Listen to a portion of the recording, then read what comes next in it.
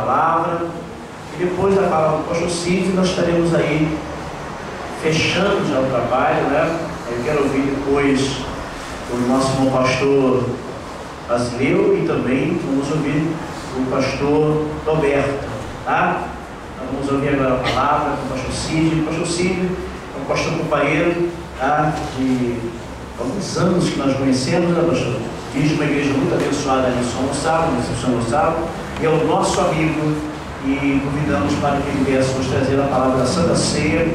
Eu acredito que Deus tem algo maravilhoso para completar na manhã desse dia. Pastor Cid. Graças a paz de Cristo a todos, amém? Eu gostaria de perguntar nesta manhã, quem está feliz com Jesus, diga amém. Amém. Diga aleluia. Aleluia. Diga glória a Deus. Você pode então apertar a mão do seu irmão que está do seu lado com bastante alegria e transmitir a ele a paz do Senhor.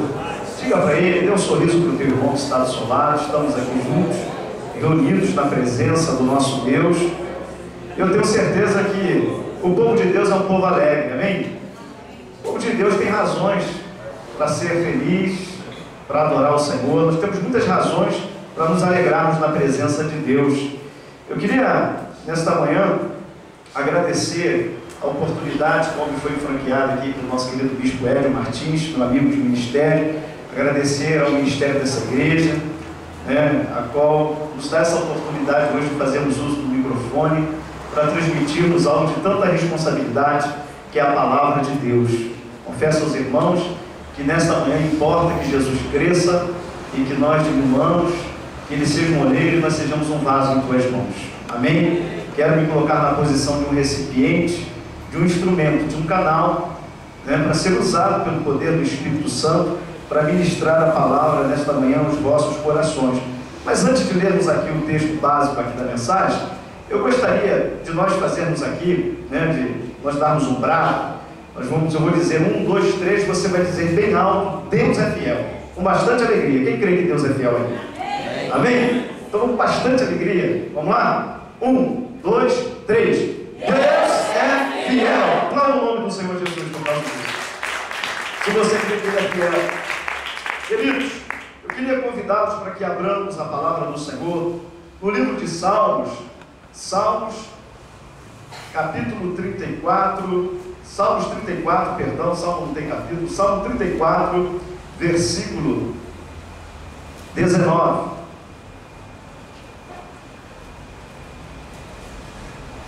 Salmos 34, versículo 19. Amém? Quem achou aí, diga amém. Amém. Quem não achou, diga misericórdia.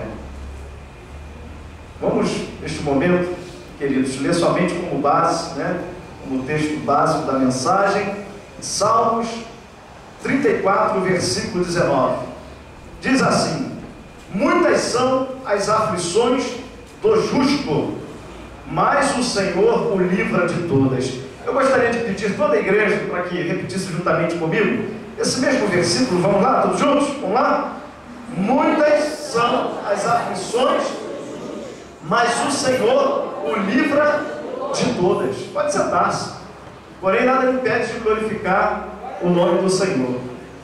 Eu estava, esta noite passada, né, meditando na palavra de Deus, e já era de madrugada, pedindo ao Senhor que confirmasse a palavra para nós ministrarmos aqui nesta manhã de ceia do Senhor. E tivemos aqui várias confirmações, porque, né, a nossa querida cantora, a Kézia, né? Isso, Kézia, ela louvava ao Senhor e falava sobre tribulação, sobre lutas. Nós vamos olharmos para as tribulações, para as lutas. E o tema que eu gostaria de trazer aqui para os amados irmãos da mensagem é: por que sofrem os justos? Por que os justos sofrem? Ou por que o mal atinge as nossas vidas? Essa mensagem eu extraí ela, transcrevi aqui para o meu esboço, no livro de Jó. No livro de Jó, na Bíblia Pentecostal, nós temos ali na página 700 e alguma coisa, não me lembro bem, um estudo doutrinário falando acerca do o porquê que o justo sofre.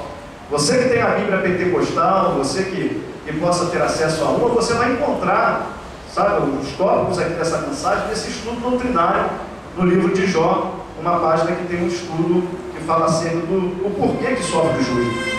Eu gostaria de dizer que, em primeiro lugar, o justo sofre por uma questão de humanidade. Uma questão de humanidade. Olha o que diz Mateus, capítulo 5, no versículo 45.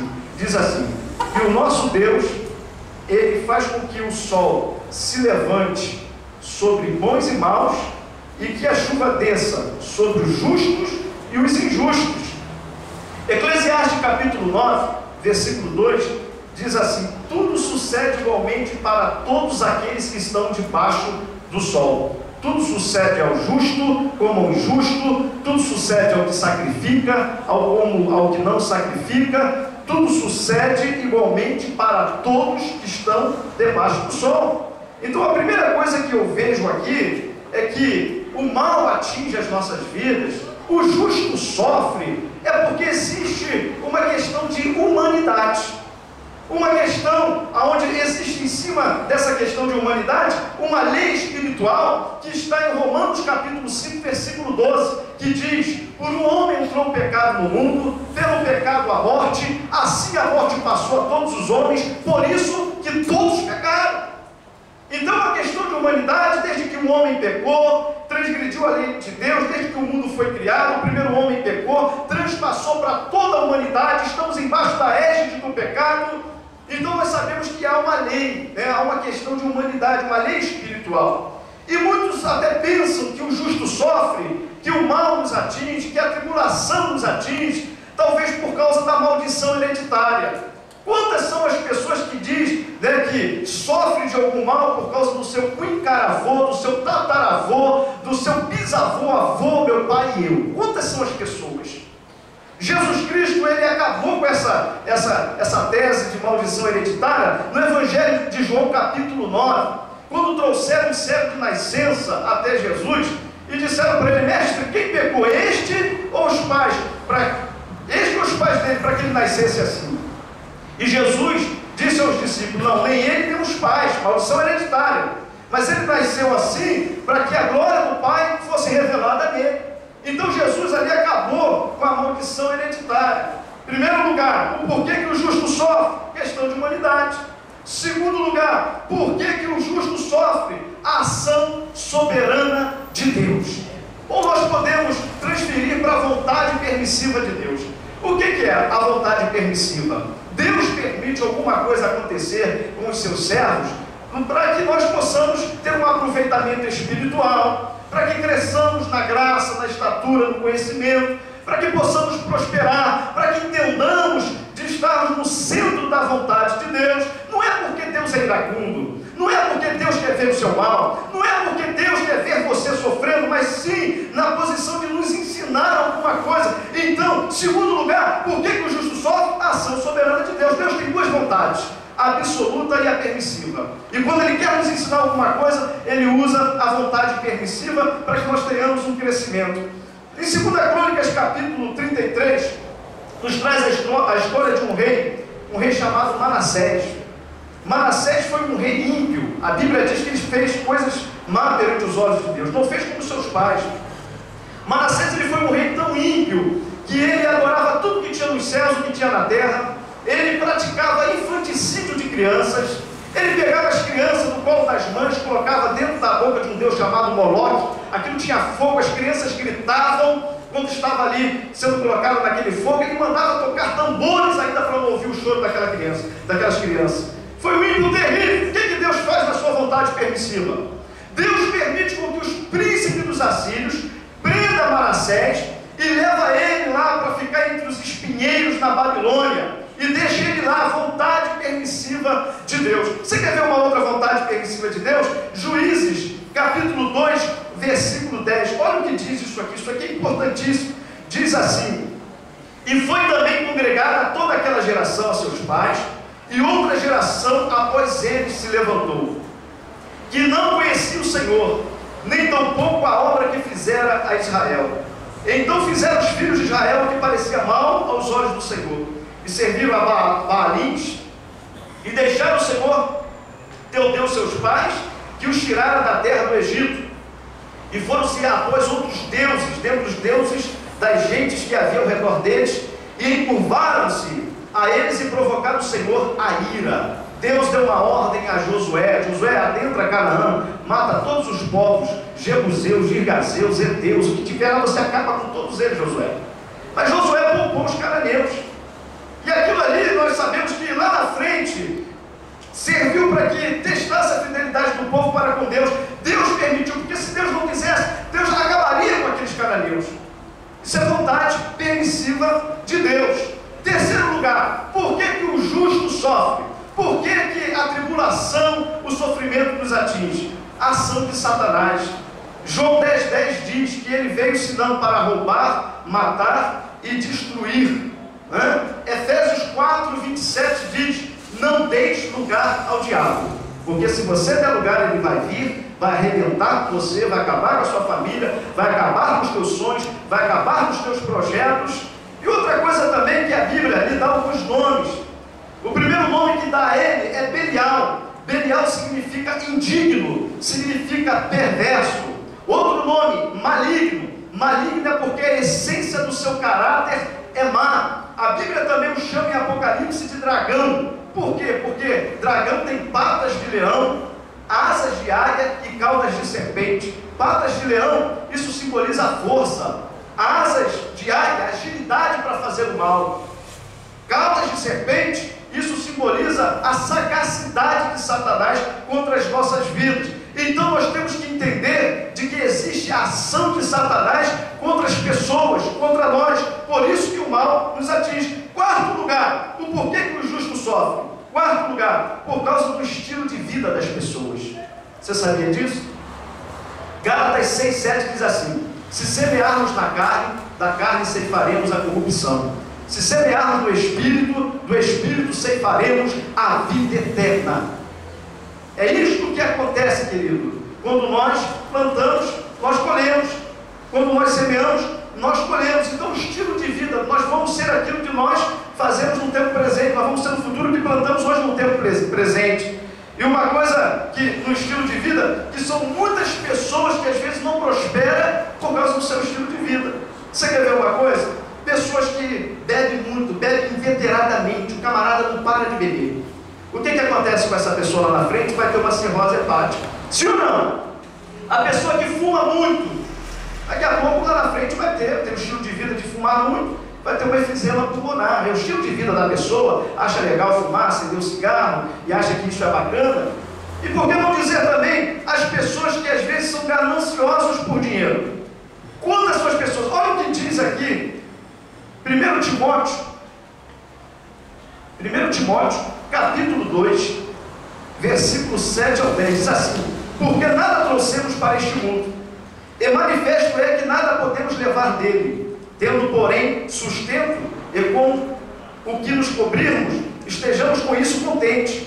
Mas os que querem ser ricos caem em tentação e em laço e em muitas concupiscências loucas e nocivas, que submergem os homens na perdição e a ruína. Agora olha o que diz o versículo 10: porque o amor ao dinheiro é a raiz de toda espécie de males, e nessa cobiça alguns se desviaram da fé e se transpassaram a si mesmos com muitas dores. Olha o que diz aqui o texto bíblico. Eu quero aqui enfatizar aqui na mensagem e dizer que ter o dinheiro não é ruim. Ter dinheiro é bom, porque você tem o dinheiro, você pode investir na obra de Deus. Ter o dinheiro, você pode ajudar a outras pessoas, ao teu próximo. O que eu estou dizendo aqui é quando a pessoa coloca o amor ao dinheiro, que torna-se a raiz de quê? De todos os males. Quando a pessoa coloca o dinheiro na frente de Deus, quando a pessoa, por causa do dinheiro, usa do espírito de autossuficiência, ele acha que ele é o tal, ele pode tudo, sabe? Ele em primeiro plano, Deus sempre em segundo e terceiro plano. É isso que acontece muitas das vezes. Ter dinheiro não. Nós somos um povo próximo, nós somos abençoados, nós temos um Deus rico que é dono do ouro e da prata. Quem crê nisso, levante a mão e glorifique o nome do Senhor. Nós temos um Deus poderoso que pode fazer milagres extraordinários acontecer na nossa vida financeira. Nós sabemos disso. Mas quando colocamos o amor ao dinheiro, a ganância pelo dinheiro, coloca muitas das vezes o dinheiro na frente de Deus, é a raiz de todos os males. Você quer ver uma coisa? Eu vou dar um exemplo aqui, porque isso foi falado na mídia aí, na televisão, então eu posso falar. Tempos atrás aí, um homem conhecido como PC Farias, né? Quem lembra desse homem? Ele faz assim com as mãos assim. PC foi muito divulgado. Ele foi morto, né? E depois de uma entrevista coletiva em várias emissoras de televisão, fizeram uma entrevista com ela, o repórter perguntou, o jornalista perguntou para ela assim: o que a senhora vai fazer agora? O que a senhora gostaria de falar? Ela disse: eu daria tudo que eu tenho, tudo que nós temos para nós termos paz. Porque tinha-se o dinheiro, mas não tinha paz. Você quer ver uma outra coisa? Existe um país, a Noruega é um país com o maior desenvolvimento humano do mundo. Lá não tem pobres. Lá não existe pobres na Noruega. Só tem ricos, só tem pessoas, né, uma situação bem elevada. Mas o que acontece? Eles têm dinheiro, é um país que é um desenvolvimento grande, humano, maior do mundo, mas as pessoas, é o maior índice de suicídio que tem na Noruega. Por quê? Porque falta algo, porque não é só o dinheiro, não é só termos os bens materiais. Entenda bem, nós temos que entender que o homem, além de ele ser ele é bio, ele é sócio, mas ele é espiritual também. Nós temos que entender o que vai satisfazer o nosso espírito, a nossa alma, é a presença de Deus na nossa vida. Nós temos algo de Deus em nós quando Ele soprou sobre as nossas narinas, do teu espírito. E a alma anseia por Deus. Quem anseia por Deus aqui nessa manhã? Glorifique o nome do Senhor. Você quer ver uma coisa? Deixa eu me falar aqui, falando ainda do estilo de vida da pessoa gananciosa. Quanto mais tem, mais quer, sabe? Não olha para Deus, faz horas extras aí e perde o culto, não dá importância para as coisas espirituais. Você quer ver? Davi foi um homem, um dos reis riquíssimos da Bíblia. Davi foi um homem muito rico, bilionário, podemos dizer assim. Davi, ele ofertou ao Senhor uma certa vez 131 quilos de ouro. Você sabe quanto dá isso? Dá 8 bilhões de reais. Ele ofertou ao Senhor, uma oferta da vida ao Senhor. Talvez ele poderia dizer: eu tenho tudo, eu tenho ouro, eu tenho prata, eu tenho um trono maravilhoso, eu tenho um palácio, né? Mas Davi declara lá em Salmos 40, versículo 17: eu sou pobre e necessitado, mas Deus cuida de mim. Tu és o meu auxílio, tu és o meu libertador, Senhor. É isso que Davi fez. Davi reconhecia de que ele poderia ter prata, ouro, ele poderia ser um homem rico, mas dependia da graça de Deus sobre a tua vida. É isso que nós temos que entender. Isso que nós temos que entender. Muitos ricos estão se desesperando por aí, porque há uma ausência de Deus na sua vida. Quanto o número de pessoas que estão tirando a sua própria vida, se suicidando. Aí é um contraste. Às vezes a pessoa não tem nada, anda de sandália havaiana, está passando por lutas e tribulações, mas sai na rua com uma paz tremenda no seu espírito, sai com alegria, glorificando a Deus, e diz até como Lázaro: vou passando pela prova, dando glória a Deus. É isso que acontece, muitas são as vezes que acontece. É o estilo de vida das pessoas. Estilo de vida das pessoas. Eu queria também falar aqui acerca do estilo de vida, acerca da pessoa, né, que muitas das vezes o tempo inteiro maltrata a mulher em casa. É o estilo de vida. Maltrata a mulher, briga com a mulher, nunca faz um elogio. Daqui a pouco vai ter problema. Não estou fazendo apologia à separação, casamento, não.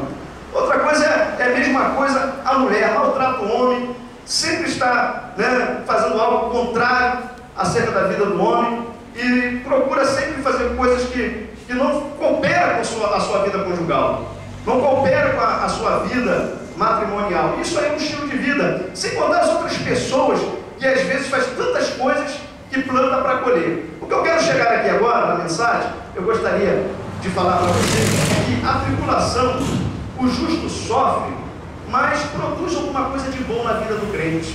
Talvez você está dizendo assim: pastor, o senhor falou que existem essas questões aí acerca, porque o justo sofre. A humanidade, né? A vontade permissiva de Deus, a ação de Satanás, estilo de vida. Então não tem jeito, pastor. Eu quero dizer para você: Deus tem o poder de interferir em todas as coisas para nos abençoar. A questão é a lei da humanidade, é a lei espiritual, é a lei da natureza. Deus, o seu povo estava no deserto por 40 anos. Deus vestiu o povo. As crianças iam crescendo, as roupas iam crescendo também no corpo daquelas pessoas, o sapato ia crescendo no corpo daquelas pessoas. Deus fez sair água da rocha. Deus abriu o mar para o seu povo passar. Deus interfere na natureza para abençoar o seu povo. A questão é vontade permissiva de Deus? Deus permitiu alguma coisa acontecer na sua vida? Você não está entendendo? Olha o que ele fez com Manassés. Ele permitiu Manassés ser preso pelos príncipes dos assírios. Depois Manassés, no versículo 13, ele faz uma oração, a Deus, se humilha diante do Deus dos seus pais, e naquele momento Deus arranca Manassés dali e leva para se assentar novamente no trono em Jerusalém. Deus interfere em todas as coisas. A questão é o diabo, é a ação de Satanás contra a sua vida. A Bíblia diz em 1 João capítulo 5, 18 e 19, que é nascido de Deus, o diabo não lhe toca. A questão é o estilo de vida. Pastor, o meu estilo é esse, eu não mudo. O meu estilo é fazer isso, eu sou assim, vou morrer assim. Eu quero lhe dizer uma coisa, querido. Deus tem o poder de interferir no estilo de vida, como fez com aquela mulher de João capítulo 8, aquela mulher adúltera, foi pega no pleno ato de adultério, levaram perante Jesus, e naquele momento ali a lei de Moisés mandava com que apedrejasse aquela mulher. As mulheres que estavam lá, que os seus maridos saíram com aquela mulher prostituta, estava cada uma com uma pedra mais afiada do que a outra, esperando esse dia para acabar com aquela mulher. E naquele momento, Jesus olha para aquela mulher e diz: mulher, nem eu te condeno, vai e não peques mais. Jesus fala: qual dentre vós aqui que está no nosso meio que não tem pecado? Foram se retirando do menor ao maior. E depois Jesus disse: vai, mulher, porque nem eu te condeno, vá e não peques mais. Porque Deus interfere na lei do estilo de vida da pessoa. Deus tem o poder de interferir em todas as coisas. Se você está passando por uma luta, meu irmão, se você está passando alguma luta, amigo pastor que se encontra aqui neste lugar, pode ter certeza, Deus está preparando uma vitória bem maior para a sua vida. Se você não está entendendo o que está acontecendo, começa a olhar a vontade de Deus na sua vida, porque Ele está preparando coisas grandes para você. Ele quer te colocar, sabe, em degraus mais altos. Ele quer te abençoar muitíssimo. Não murmures, não reclame com essa luta que você está passando, essa provação que você está passando. É como a nossa irmã dissera aqui: tem um tempo certo para acontecer a vitória na sua vida. Tem um tempo certo do milagre acontecer. Eu nunca vi um crente permanecer na prova. Ele passa pela prova, ele passa pelo deserto, porque a vitória já está chegando para a sua vida. O milagre vai acontecer na sua vida, meu irmão. Vai acontecer. Ah, Senhor, o porquê? Não pergunte o porquê. Tem um pra quê de Deus na sua vida. Se Deus está permitindo, é porque Ele quer fazer algo grande acontecer na sua vida espiritual. Ele quer mostrar alguma coisa. Ele quer que isso sirva de testemunho para outras pessoas lá na frente. Ele quer fazer um milagre na sua vida, na sua família, no seu ministério. Quem crê nisso, aplaude o nome do Senhor. É isso que Deus quer fazer. Deus tem o poder de intervir nas situações mais adversas. Ele tem o poder na saúde, Ele tem o poder de intervir na saúde. É um problema de família, Ele tem o poder. Qualquer problema, Deus tem o poder de intervir e dar vitória. Olha o que diz Romanos 8,18. Olha como é que a tribulação, a luta, ela produz algo de bom em nossas vidas. Romanos 8,18 diz assim: para mim, tempo certo, que as aflições deste tempo presente não são para comparar com a glória que nós há de ser revelada. Você poderia virar para o teu irmão que está do seu lado e dizer para ele assim: a sua vitória, olha para ele com cara de profeta aí, hoje profetiza, a sua vitória vai ser bem maior do que a luta que você está passando. Vai ser bem maior. Olha o que diz Romanos capítulo 5, versículo 3: que nós devemos de nos gloriar na tribulação. Agora pergunta para ele: você está dando glória a Deus na prova, irmão? Pergunta aí para ela aí, pergunta para uma ou mais pessoas que está do seu lado. Você está dando glória a Deus? A luta na vida do crente produz alguma coisa de bom. Você não está passando aí por passar, isso por passar. Você não está passando por essa luta simplesmente porque, sabe, não vai acontecer. Não, vai produzir alguma coisa de bom na sua vida. Vai acontecer algo grande na sua vida. Romanos 5,3: devemos de nos gloriar na tribulação. Sabe por quê? E você tem que se gloriar na tribulação, dar glória a Deus na tribulação, porque a tribulação produz a paciência é experiência, a experiência é esperança, e a esperança não traz confusão pelo Espírito Santo que nos foi dado. Ao invés de você murmurar por causa do problema, reclamar, dizer tudo está dando errado, ó céu, ó terra, ó lua, ao invés de você sair da sua casa reclamando, começa a glorificar a Deus, porque Deus tem propósito nessa luta que você está passando. Deus tem algo grande para realizar na sua vida. A tribulação, ela produz a paciência. O crente aprende a esperar em Deus. A paciência, a experiência. Quando você passa por lutas, pode ter certeza, você vai ter ter vitória, para ter experiência, para contar para outros que irão passar pela mesma luta que você passou e você teve vitória. A experiência traz esperança. A cada dia o Senhor renova a esperança da nossa vitória em Cristo Jesus. A todos os dias a nossa esperança é renovada, irmãos. Você já reparou que o cristão passa a luta que for, mas ele não nega a fé, ele está sempre no caminho do Senhor, está chorando, está gemendo, as lágrimas estão caindo, é porque o Espírito Santo diz no coração dele: meu servo, não desista, meu servo, não pare por aí, meu servo, não pare no deserto, porque eu tenho certeza que a esperança está acesa no coração dos teus servos. A esperança está acesa dentro de você, a certeza da vitória. Olha o que diz Paulo, a segunda carta aos Coríntios, capítulo 4, versículo 17. Ele diz assim, que a nossa leve e momentânea tribulação produz em nós um peso muito excelente de glória, não atentando nós nas coisas que se veem, porque as coisas que se veem são passageiras, e as que não se veem são eternas. Olha para o céu, irmão, olha para o sacrifício de Jesus no Calvário, olha para as promessas que Deus tem feito para a sua vida, olha para aquilo que Deus tem te prometido. Não fique olhando para as lutas, não olha para aquilo que é material, não olha para aquilo que é visível. Paulo disse, olha que a nossa leve é passageira, é momentânea, ela vai passar, produz em nós um peso muito excelente de glória, não atentando nós nas coisas que se veem, mas nas coisas que não se veem, porque as que se veem são passageiras, as que não se veem são eternas. Deus tem algo bem maior para a sua vida. O olho não viu, o ouvido não ouviu, não penetrou no coração do homem aquilo que Cristo tem preparado para a igreja. Olha o que diz Salmos 30, versículo 5: o choro pode durar uma noite, sim ou não? Sim ou não? Mas a alegria vem pelo amanhecer. O choro pode durar, não quer dizer que vai durar a noite inteira, mas a alegria vem pelo amanhecer. Eu lembro uma passagem que o apóstolo Paulo, ele fez uma oração, isso aqui nos chama bastante atenção. 2 Coríntios capítulo 12, Paulo estava passando por uma tribulação muito grande. Paulo passou por momentos difíceis.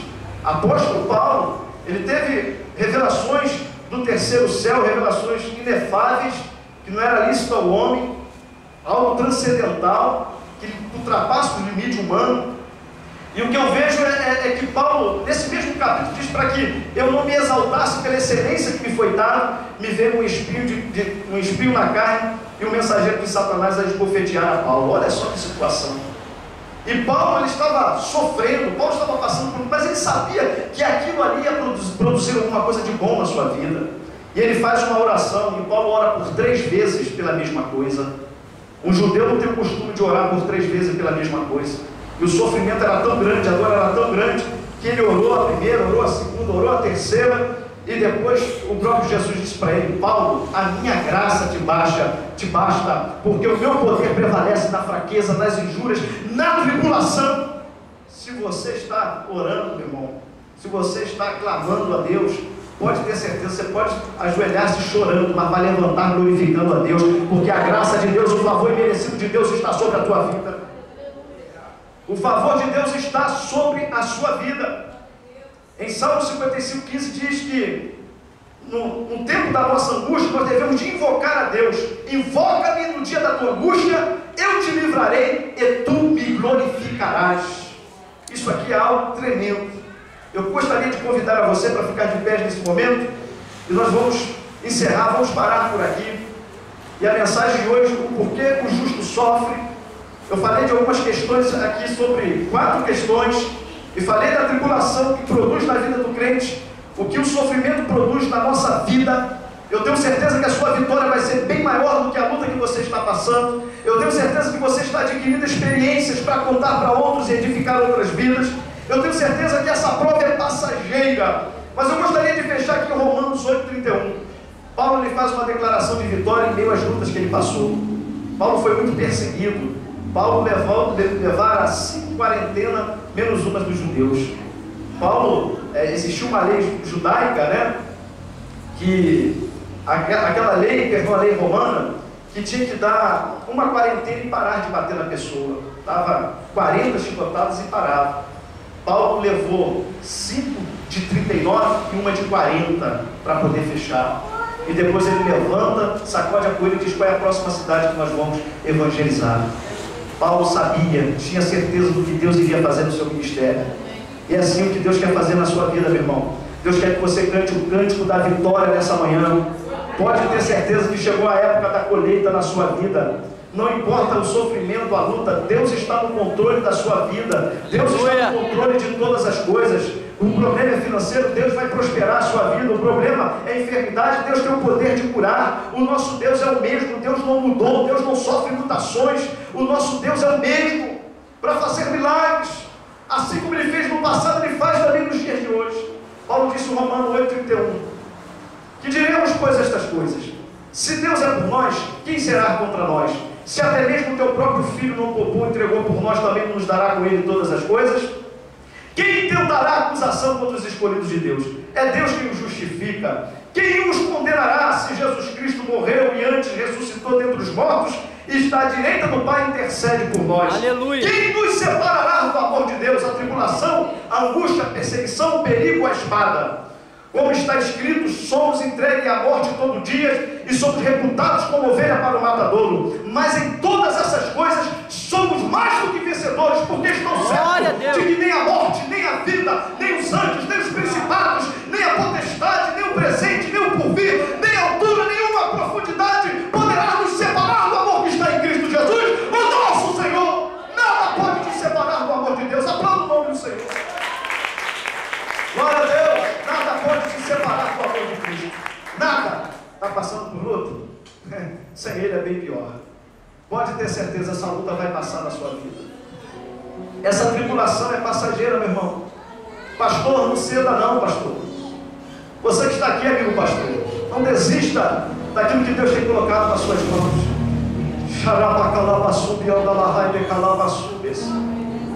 Não desista daquilo que Deus tem como projeto na sua vida, pastor. Eu estava conversando com um amigo meu, pastor, ele é gerente de um posto de gasolina.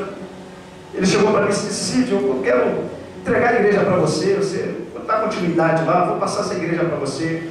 Não aguento mais, não dá mais, saio membros da igreja, estou numa prova, eu pago aluguel, está difícil, pastor. E eu disse para ele: pastor, não desista, pastor, não desista. Não desista, porque Deus vai fazer um milagre acontecer. Deus tem uma promessa no seu ministério. Não desista não, pastor. Está sofrendo, dá glória a Deus. Está passando por luta, glorifica a Deus, porque o melhor de Deus está por vir para a sua vida. O melhor de Deus está para acontecer sobre a igreja do Senhor. Nós estamos vivendo o melhor tempo da igreja. Nós estamos vivendo tempos de avivamento. Estamos vivendo o tempo de vivermos o sobrenatural de Deus. É tempo de vitória. É tempo de dar uns brados de alegria. É motivo de você se alegrar na prova, porque Deus vai abrir as janelas dos céus. Ele vai mover céus para te abençoar. Porque quando Deus quer operar, ninguém pode impedir. Ninguém pode impedir o milagre de Deus na sua vida. Talvez está já cessando a sua luta, a sua prova, já está terminando. E você está querendo se desesperar. E você está querendo sair da presença de Deus, largar aquilo que Deus colocou nas suas mãos. Eu lembro daquela mulher de 2 Reis, capítulo 4, aquela sunamita, aquela mulher, ela recebeu a reciprocidade do profeta. Ela fez um bem ao profeta, e o profeta foi lá e abençoou ela com um filho. A criança cresceu, chegou uma idade aproximadamente de 12 anos. A criança foi trabalhar com o seu pai, lá na roça, na lida. E quando chegou lá, aquela criança começa a chorar, a gritar com dores fortes na cabeça, uma insolação, uma inflamação no cérebro. E aquela criança, o pai leva, a mãe fica com aquela criança até aquela criança morrer nos seus braços. Ela não desistiu daquela criança. Aquela criança na vida daquela mulher sunamita era um milagre, porque aquela mulher não poderia dar a luz ao filho. O seu esposo já era adiantado em idade. E o profeta foi lá e falou: no tempo determinado vai acontecer um milagre na sua vida. E aquela mulher recebeu aquele milagre. Era um milagre ou não era, irmão? Sim ou não? Sim ou não? Era um milagre, não era? Mas o milagre estava morto nos seus braços.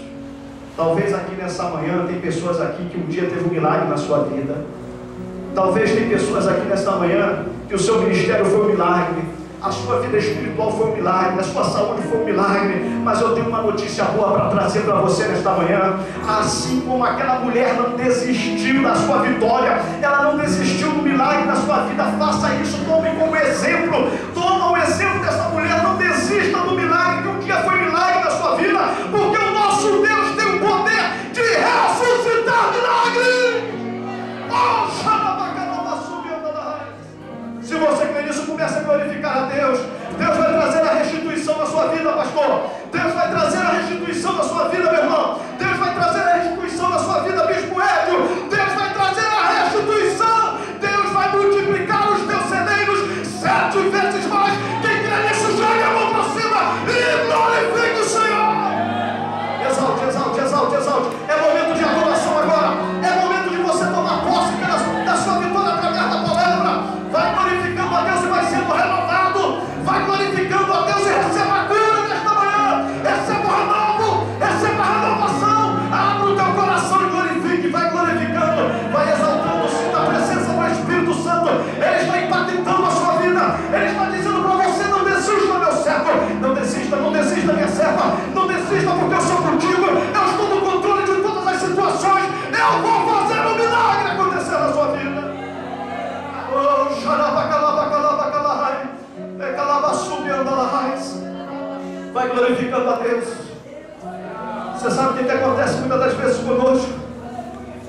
É que nós esquecemos muitas das vezes de onde Deus nos tirou. Nós esquecemos de onde Deus nos tirou e aquilo que Deus fez por nós. Esquecemos muito fácil. O tempo passa e nós esquecemos. Uma certa vez Davi, diante do profeta Natan, ele disse: eu tenho isso, eu posso isso. Ele quis mostrar para Natan que ele era um homem poderoso. Mas acontece que o profeta foi lá e disse para ele: Deus manda lhe avisar, Davi, para lembrar a você da onde ele te tirou, por detrás das malhadas. Ele tirou você de lá, Davi. Ele manda você lembrar de onde você saiu. E é isso que nós temos que fazer nos dias de hoje. Você pode passar a luta que for, mas você tem a paz de Cristo no seu coração.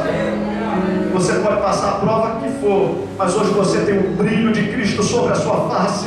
Não deixa com que as lutas e as tribulações venham apagar o brilho de Cristo que está sobre você, sobre a sua vida. Você pode passar a luta que for, mas hoje ainda é melhor. Você ainda está melhor hoje. O milagre hoje está sobre a tua vida. Você tem um Deus que a qualquer momento faz o milagre acontecer na sua vida. Lembra do que você era? Muitas das vezes nós temos que falar: Senhor, lembra do Senhor. Lembra do Senhor. Lembra-nos, Senhor, da onde nós viemos. Lembra-nos. Estamos conversando agora com o bispo Hélio Martins, nós estamos no gabinete, ele falando, nós conversando de onde nós viemos, né? Que luta! Eu recebi uma proposta para ser pastor presidente aqui em São Gonçalo. Larguei o campo, a igreja que eu dirigi em Saquarema, larguei minha casa própria, larguei as 2 lojas que nós tínhamos para vir para cá para dirigir uma igreja. Chega aqui, eu fico 1 ano na igreja, a igreja cresce e o pastor me joga para os canteiros e diz: olha, agora você não vai mais pastorear, você vai ser apenas o professor dos obreiros aqui, vai dar aula para os obreiros. E eu fiquei, irmãos, uma situação difícil. Eu saí daquela igreja, peguei minha carta. Se eu voltasse para Saquarema, eu voltava como derrotado, porque eu saí de lá com carta dizendo que ia presidir uma igreja aqui em São Gonçalo. E se eu ficaria com a esposa, 2 filhos, pagando aluguel, sem igreja e sem emprego. Eu vi o mover de Deus na minha vida. Deus tem feito um mover grande no nosso ministério. Deus hoje nos deu uma igreja matriz, nos deu um terreno que nós não poderíamos comprar. 777 metros quadrados de terreno. Deus já nos deu a construção. Fizemos um contrato com uma empresa cheia de galpões. Já está lá o galpão para a honra e glória do nome do Senhor. Temos uma congregação em Saquarema, temos uma congregação no Zumbi. Deus está prosperando o nosso ministério. Ah, pastor, sua igreja é grande. A matriz lá deve ser uma matriz com 1000 membros. Não, nós não temos 100 membros na igreja. Nós não temos 100 membros em nossa igreja. Sabe o que é isso, irmãos? É porque Deus honra os profetas. Deus vai honrar a tua fé. Não negue a fé não, meu irmão. Deus vai te honrar. Deus vai te exaltar. Quem crê nisso, joga a mão pra cima e glorifica o nome do Senhor. A luta vem, mas a vitória é certa. Fala pro teu irmão: a luta vem, mas a vitória é certa. Não desista não, meu irmão. Fala pra ele: não desista não. Balança ele aí, segura na mão dele. Balança a mão dele. Não desista não, porque a vitória está chegando sobre a tua vida. O tempo de cantar chegou. Aplauda o nome do Senhor. O tempo de cantar chegou na sua vida. Deus, aleluia. Quantos receberam essa palavra, digam glórias a Deus. Mantém a tua mão levantada, fecha os teus olhos. Shuricanta, rababa, shuricanta, rabadara, shema. Se você entrou aqui hoje como justo sofrendo, saiba de uma coisa: O Senhor está entrando com a providência nesta manhã, ao entrar por esta tarde, no teu ministério, na sua família, na sua vida, na sua empresa, nos seus negócios, no seu trabalho. Abre a boca, crente, e glorifica, porque este é o Deus que nós servimos. Ele é maravilhoso. Aplauda o Senhor mais uma vez, glorifique o nome de Jesus em todos os seus lugares. Aleluia, glória a Deus. Aleluia, glória a Jesus.